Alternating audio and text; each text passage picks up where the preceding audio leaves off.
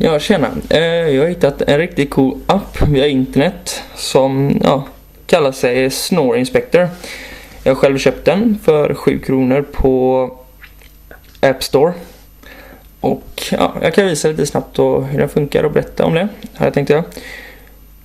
Sen ser den ut så här. Och den funkar då att den spelar in era snarkningar och om ni så pratar i sömnen, och den kan även spela. Ni kan använda den för att spela in exakt vad som helst. Själv har jag då använt den för att spela in på plugget, vissa genomgångar och sånt för att inte orka anteckna. Och då kan jag visa här. Ser ni då introduktion, hur den funkar, och det finns en del mycket att gå igenom för mig och bara sitta och prata. Jag tänkte ta lite snabbt, sen ser ni det finns mycket. Sen då så har ni här till exempel. Här kan ni ställa in alarm, tid, enkel funktion, funkar skitbra.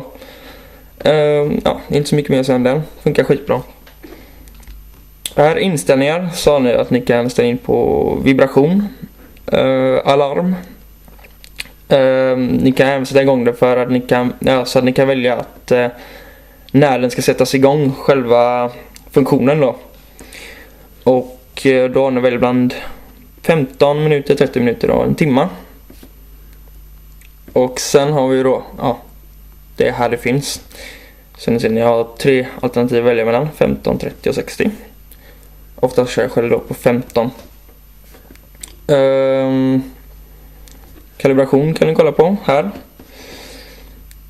Kan jag visa hur det funkar. Så är det bara lite att prata. Så ni ser det är mätare här då, som ser hur ljudnivån är. Och kan ni kolla här då. Här är en liten mätare som ni kan ställa in hur hög decibelen ska vara. Jag brukar oftast, jag har nog kommit fram till att det är mellan 30-40% som på den ljudnivån ni snarkar i. Så jag kan visa. Sätter den på 30 då. Så sparar vi. Sen trycker vi på start då. Det är en liten röd mätare där. Och det är över den ljudnivån så snarkningen är på. I alla fall mina. Sen är det från olika till olika. Ni ser det funkar i princip. Och så här är ju den visar hur länge den spelar in, för nu har jag inte tänkt av den. Sen när jag startade den och hur många snarkningar då. Sen har vi här har ni graferna då.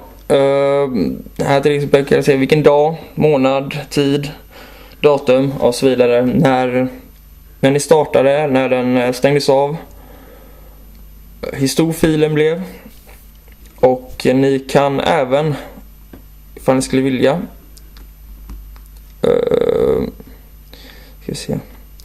Här kan ni även lägga ut den på er e-mail, lägga ut det på Facebook så andra kan se det. Många som gör det.